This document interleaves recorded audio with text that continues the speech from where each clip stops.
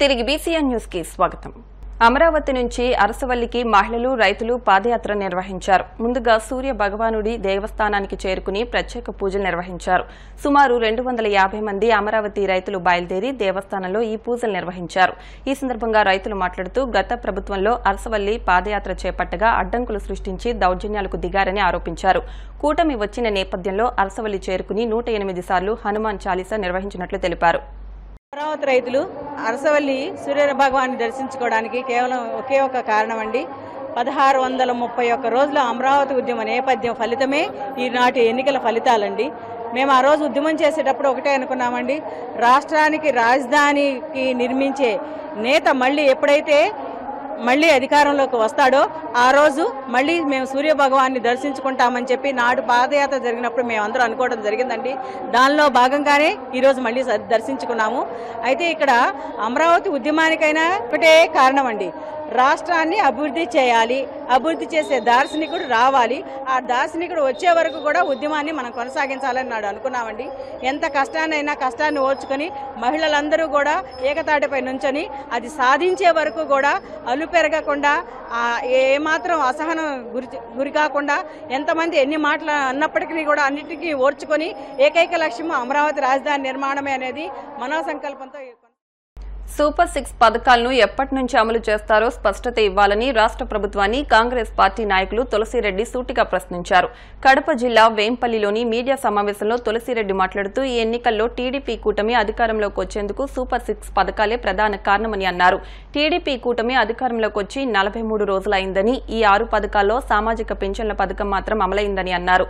మిగతా 5 పథకాలు అమలు కాలేదని, ఎప్పటి నుంచి అమలవుతాయో కూడా ప్రభుత్వం చెప్పలేదన్నారు.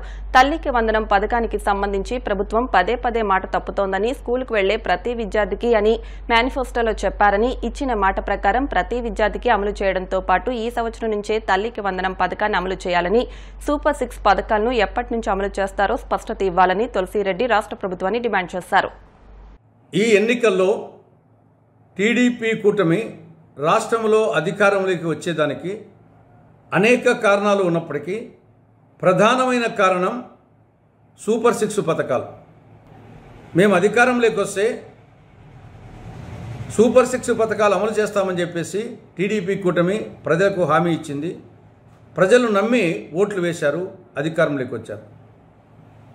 టీడీపీ కూటమి అధికారంలోకి వచ్చి 43 రోజులైంది. ఈ 43 రోజుల్లో సూపర్ 6 పథకాల్లో ఒక్క పథకాన్ని మాత్రమే అమలు చేయడం జరిగింది. అది సామాజిక పెన్షన్ల పథకం. దాన్ని అభినందిస్తున్నాం. కానీ మిగతా సూపర్ 6లోని 5 పథకాలు ఇంతవరకు అమలుకు నోచుకోలేదు. ఎప్పటి నుండి అమలు చేస్తామో కూడా చెప్పలేదు. ఇందులో మొదటిది యువతకు సంబంధించి, యువతకు 20 లక్షల ఉద్యోగాలు కల్పిస్తాం, నెలకు 3,000 రూపాయల నిరుద్యోగ భృతి కల్పిస్తామని యువతకు చెప్పడం జరిగింది. రెండవది విద్యార్థులకు తల్లికి వందనం పథకం కింద స్కూలుకు వెళ్ళే ప్రతి విద్యార్థికి ఏడాదికి 15,000 రూపాయలు ఆర్థిక సహాయం చేస్తామని చెప్పడం జరిగింది. అది రెండవ హామీ. మూడవది రైతులకు సంబంధించి ప్రతి రైతుకు ఏటా 20,000 రూపాయలు ఆర్థిక సహాయం చేస్తాం. ఇక నాలుగవది మహిళలకు సంబంధించి 3 హామీలు. ఒకటి, 19 సంవత్సరాల నుంచి 59 సంవత్సరాల వరకు వయసు ఉన్న ప్రతి మహిళకు నెలకు 1,500 రూపాయలు ఆర్థిక సహాయం. ప్రతి ఇంటికి ఏడాదికి ఉచితంగా 3 గ్యాస్ సిలిండర్లు. మహిళలకు ఉచిత బస్సు ప్రయాణం. ఇది సూపర్ 6లో నాలుగవది. ఐదవది పెన్షన్ చెప్పాను, ఆల్రెడీ అమలు చేస్తున్నారు. ఆరవది బీసీ, ఎస్సీ, ఎస్టీ, ముస్లిం మైనారిటీలకు 50 ఏళ్లకే పెన్షన్. ఈ 6 ఒక్కటి మాత్రమే అమలు చేశారు, మిగతా 5 అమలు చేయలేదు. దానికి ఎప్పుడు చేస్తామో కూడా చెప్పలేదు. మరి ప్రత్యేకించి తల్లికి వందనం ఈ పథకం కింద పల్టీల మీద పల్టీలు కొడతా ఉంది చంద్రబాబు ప్రభుత్వం. మేనిఫెస్టోలోనేమో స్కూలుకు వెళ్ళే ప్రతి విద్యార్థికి ఏడాదికి 15,000 రూపాయలు చెప్పారు. కానీ జీవో 29లో ప్రతి విద్యార్థి బదులు ప్రతి తల్లి అని పేర్కొన్నారు. దీని మీద విమర్శలు వచ్చేసరికల్లా లేదు ప్రతి విద్యార్థికి ఇస్తాము, ప్రతి విద్యార్థికి తల్లికి వందనం పథకం అమలు చేస్తామని చెప్పారు. కానీ ఇక్కడ మరొక కొలికి పెట్టారు. నిన్న శాసనసభలో నాదెండ్ల మనోహర్ గారు కానీ, శాసన మండలిలో లోకేష్ గారు కానీ వాళ్ళు చెప్పిన విధంగా చూస్తే ఈ విద్యా సంవత్సరం నుండి తల్లికి వందనం పథకం అమలు చేయరంట. ఈ విద్యా సంవత్సరంలో వచ్చే విద్యా సంవత్సరం నుండి అమలు చేస్తారట. ఇది మరీ దారుణం. మీకు అధికారం ఇచ్చింది 5 ఏళ్లకు. 5 ఏళ్లలో మొదటి సంవత్సరమే మొదటి సంవత్సరమే అమలు చేయమని చేతులు పైకెత్తాంది. ఇది మోసం, తల్లులకు మోసం, బిడ్డలకు మోసం. ఇది మాట తప్పడం మడమ తిప్పడమే అవుతుంది. జగన్మోహన్ రెడ్డి మాట తప్పాడు, మడమ తిప్పాడని అతను ఓడించడం జరిగింది. కానీ ఈ ప్రభుత్వం కూడా మాట తప్పుతూ ఉంది, మడమ తిప్పుతూ ఉంది. ఈ విద్యా సంవత్సరం నుంచే తల్లికి వందనం పథకాన్ని కూడా అమలు చేయాలని కాంగ్రెస్ పార్టీ డిమాండ్ చేస్తూ ఉంది. అదేవిధంగా సూపర్ 6 పథకాలను, మిగతా పథకాలను ఎప్పటి నుండి అమలు చేస్తారో ప్రజలకు స్పష్టత ఇవ్వాలని కాంగ్రెస్ పార్టీ డిమాండ్ చేస్తూ ఉంది. కాకినాడ జిల్లా కోటనందూరు మండలం బొద్దవరం గ్రామంలో జాతీయ ఉపాధి హామీ పథకం ద్వారా సాగు చేస్తున్న కొబ్బరి మొక్కల రైతు పొలాన్ని కలెక్టర్ షాన్ మోహన్ సగిలి డ్వామా అధికారులతో కలిసి పరిశీలించారు. కొబ్బరి మొక్కలు సాగు చేస్తున్న గోర్ని నారాయణమూర్తి ఇతర రైతులతో మాట్లాడి పంట సాగు వివరాలను అడిగి తెలుసుకున్నారు. ఉద్యాన పంటల ద్వారా రైతులు పొందుతున్న లబ్ది, ఈ ప్రాంతంలో ఇంకా రైతులకు ఎటువంటి ఉద్యాన పంటలు పండించడానికి అవకాశం ఉంది, అందుబాటులో ఉన్న ఎరువులు, నేల స్వభావం, అంతర పంటలు, సేంద్రియ ఎరువుల వినియోగం వంటి అంశాలపై అధికారులు రైతులతో మాట్లాడారు.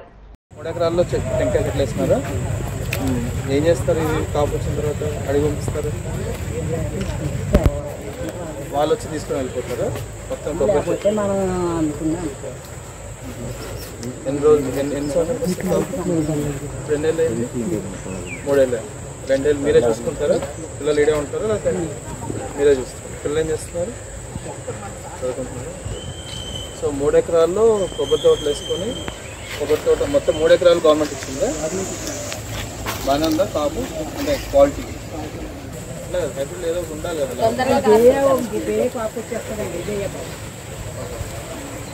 క్వాలిటీస్ ఏమైనా ఏది కాయ ఇది బాగానే ఉంటుందా? ఇంకా ఎంతమంది ఉన్నారు మీ ఊళ్ళో తీసుకున్నారు ఇట్లా? మీరు కూడా మీరేం తీసుకున్నారు? ఎందుకు టెంకాయ ఒకటే తీసుకుంటారు, మీరేం తీసుకురా? మనకి ఇంకా ఇవ్వలేదు కదా సార్. అప్పటికి మేము 3 సంవత్సరాల క్రితం వేసినప్పటికీ అని ఇవ్వలేదు సార్. కొన్ని కవర్ మొక్కలు అన్నీ ఇచ్చారు. కవర్ మొక్కలు, తర్వాత వేప మొక్కలు ఇవన్నీ ఇచ్చారు. అవన్నీ కూడా ప్లాంటేషన్ చేస్తాం. కానీ కవర్ మొక్కలు అనేది మనం తోట ప్రకారం వేసాం కాబట్టి 3 ఎకరాలు ప్లాంటేషన్ చేస్తాం సార్. బాగున్నాయి మొత్తం. మొక్కలు ఇవ్వాలంటే ఏమి ఇవ్వచ్చు ఇక్కడ? ఇక్కడ మీరంటూ డ్రాగన్ ఫ్రూట్ ఇప్పుడు అంతగా డెవలప్ అవుతుంది కదా సార్. ఏరియాలో డ్రాగన్ ఫ్రూట్ వస్తుందా? ఆల్రెడీ వేస్తున్నాం సార్. 4 ఎకరాలు వేస్తున్నాం సార్. మా సైడ్ అది ఎండ ఉంటుంది కాబట్టి వస్తాం. ఇక్కడ కూడా 4 ఎకరాలు ఆల్రెడీ ట్రయల్ రన్ చేస్తాను సార్ మా ఊళ్ళో. ఒకటి బాగానే ఉందా మార్కెట్? మార్కెట్ బాగానే ఉంది, కానీ ఇప్పుడు ప్రజెంట్ ఇంకా ఇప్పుడే తెలియదు. ఇంకా ఇంకెంత మొక్క ఎట్లా వస్తుందో తెలియదు.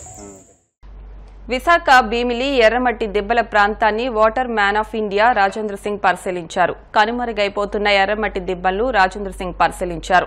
ఈ సందర్భంగా ఆయన మాట్లాడుతూ వారసత్వ సంపద పరిరక్షణ ఆవశ్యకతపై ప్రజలకు అవగాహన కల్పించేందుకు కృషి చేస్తున్నామని అన్నారు. ప్రపంచంలో అరుదైన ప్రాంతంగా ఎర్రమట్టి దిబ్బలను గుర్తించాలన్నారు. ఇప్పటికే భారత ప్రభుత్వం జియో హెరిటేజ్ ప్రాంతంగా గుర్తించిందని, వాటిని పరిరక్షించాల్సిన బాధ్యత ప్రతి ఒక్కరిపై ఉందని, జియోలాజికల్ విద్యార్థులకు ఎర్రమట్టి దిబ్బలను పరిశోధించేందుకు అవకాశం ఇవ్వాలన్నారు. భావితరాలకు సురక్షితంగా భౌగోళిక వారసత్వ సంపదను అందజేయడమే తమ ముఖ్య ఉద్దేశమని అన్నారు. मालूम नहीं कि अचानक ये जो जगह है, जो यहाँ की नेचुरल रिबाइंस थी, उनको लेवलिंग करने के लिए ये इस जियो पार्क के लिए बड़ा डिस्ट्रक्शन है. ये जियो पार्क के लिए डिजास्टर है.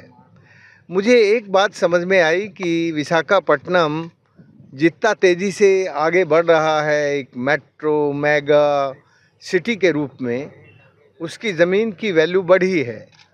पर उसकी ज़मीन की वैल्यू बढ़ने के कारण विशाखापट्टनम के चारों तरफ जो हेरिटेज है, जो ग्लोबल इम्पॉर्टेंट प्लेसेस हैं, उन सब पर एनक्रोचमेंट, पॉल्यूशन और डिस्ट्रक्शन और डिजास्टर चल रहा है। आज हम सब इस डिजास्टर से बहुत दुखी हैं। एक इतना सुंदर शहर जो हिंदुस्तान के लिए गौरव है, उसके चारों तरफ ये डिजास्टर आपके कॉमन फ्यूचर के लिए सबसे बड़ी थ्रेट है। यदि आप अपने शहर के कॉमन फ्यूचर को बेहतर बना के रखना चाहते हैं तो विशाखापट्टनम के चारों तरफ के जो ये इम्पॉर्टेंट नेशनल प्लेसेस हैं, इनको अपने विशाखापट्टनम के लिए बचा के रखना ज़रूरी है। मुझे लगता है कि ये जो रेड सैंड ड्यून्स हैं, ये रेड सैंड ड्यून्स सब जगह नहीं हैं। ये एकमात्र ऐसी जगह है जो समुद्र के पास में होते हुए भी उसके जो समुद्र के जो इंटरनल सोर्सेज हैं, उसको पानी को मीठा करके आपके उपयोग के लिए बना के देती है। समुद्र का जो पानी है घुसता है और आपके शहर की तरफ जाता है तो वो मीठा हो जाता है। डिसैलिनेशन के दो तरीके हैं। एक तरीका होता है जो हीट से होता है, वो सूरज करता है। The sun is the biggest desalination plant. और ये जो सैंड ड्यून्स हैं, ये भी बहुत ही कीमती सैंड ड्यून्स हैं जो हमारे पानी को, हमारे वाटर को, हमारे वाटर रिसोर्स को प्यूरिफाई करते हैं, स्वीट करते हैं। देखो, ये यदि डिस्ट्रक्ट किया जाएगा तो एक तरफ तो आपके जियो पार्क की जो इम्पोर्टेंस है वो ख़त्म हो जाएगी, और दूसरी तरफ जो पानी का प्यूरिफिकेशन की प्रोसेस है वो तो बिल्कुल नष्ट हो जाएगी। इसलिए हम लोगों को इसको बचाने के लिए हमारे राजशेखर रेड्डी हमारे साथ हैं। ये इसको लीड करें क्योंकि ये साइंटिस्ट हैं, हम सब इनके साथ हैं। వార్తలు ముగించే ముందు ముఖ్యాంశాలు మరొకసారి. మాజీ సీఎం పాలనా విధానంపై ముఖ్యమంత్రి చంద్రబాబు ఫైర్. అవినీతి సామ్రాజ్యాన్ని విస్తరించాలని భావించారంటూ వ్యాఖ్య. శాంతి భద్రతలపై విడుదల చేసిన శ్వేతపత్రం సమగ్రంగా ఉంది. అసెంబ్లీలో ప్రశంసించిన మంత్రి పవన్ కళ్యాణ్. పర్యావరణానికి హాని కలిగించే ప్లాస్టిక్ క్యారీ బ్యాగులను దూరం పెట్టండి. కాకినాడ నగరపాలక ప్రజలకు పిలుపునిచ్చిన కమిషనర్ భావన. కాకినాడలో బీజేపీ కార్గిల్ విజయ్ దినోత్సవ్ ర్యాలీ. దేశం కోసం ప్రాణాలర్పించిన యుద్ధ వీరులను స్మరించుకోవాలంటూ పిలుపు. ఈ వార్తలు ఇంతటితో సమాప్తం. మరిన్ని వార్తల కోసం BCN digital YouTube channel, Facebook పేజ్ను ఫాలో అవ్వండి. అప్డేట్ వార్తల కోసం ప్లీజ్ సబ్స్క్రైబ్.